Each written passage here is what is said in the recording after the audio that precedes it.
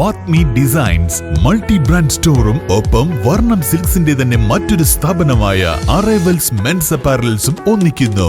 ഫെബ്രുവരി 21 വൈകിട്ട് 4 മണിക്ക് പ്രശസ്ത സിനിമ TV മോഡൽ താരം ഷിയാസ് കരീം ഉദ്ഘാടനം നിർവഹിച്ച് കാളികാവിൽ പ്രവർത്തനം ആരംഭിക്കുന്നു. വ്യാപകമാകുന്ന അനധികൃത മദ്യവിൽപ്പന ഇല്ലാതാക്കാൻ എക്സൈസുകാർ കർശനമായ നടപടി സ്വീകരിക്കണമെന്നാവശ്യപ്പെട്ട് കള്ളുചെത്ത് തൊഴിലാളികൾ മലപ്പുറം എക്സൈസ് ഡെപ്യൂട്ടി കമ്മീഷണർ ഓഫീസിന് മുമ്പിൽ മാർച്ചും ധർണയും സംഘടിപ്പിച്ചു.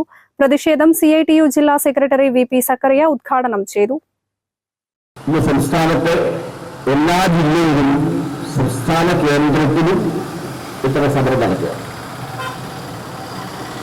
കാരണം എന്ന് പറഞ്ഞാൽ ഏറ്റവും പരമ്പരാഗതമായ വ്യവസായമാണ് കേരളത്തിലെ കള്ളുചെത്ത് വ്യവസായം. കയറിനെ പോലെ. എന്നാൽ അതിങ്ങനെ കുറച്ച് കഴിഞ്ഞപ്പോൾ അല്ലേ പുതിയ കാലത്ത് അത് ദ്രവിച്ച് വരികയാണ്, മുന്നേടില്ലാതായി. അങ്ങനെ പറ്റില്ല. ഈ വ്യവസായത്തെ നിലനിർത്തണം. അതാണ് ഇവിടെ ഏറ്റവും പ്രധാനമായിട്ട് ഉപയോഗിക്കുന്നത്. അതിന് ഇന്ദ്രന്റെ കാര്യങ്ങളുണ്ട്. അതിന് ഏറ്റവും പ്രധാനമാണ് ആധുനികവൽക്കരണം. ഇത് പുതിയതായി ആർട്ടിഫിഷ്യൽ ഇന്റലിജൻസിന്റെ കാലമാണ്. കാരണം എല്ലാവരും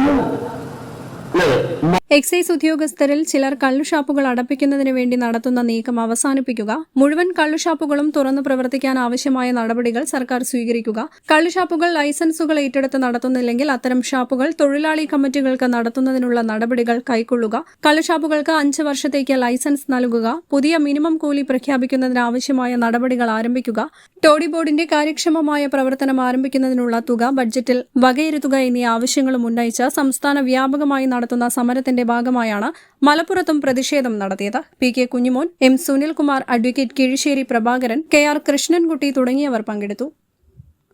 ന്യൂസ് ബ്യൂറോ, മലപ്പുറം. രാവിലെ കണ്ട സ്വപ്നം ബലിക്കോ മുത്തശ്ശി?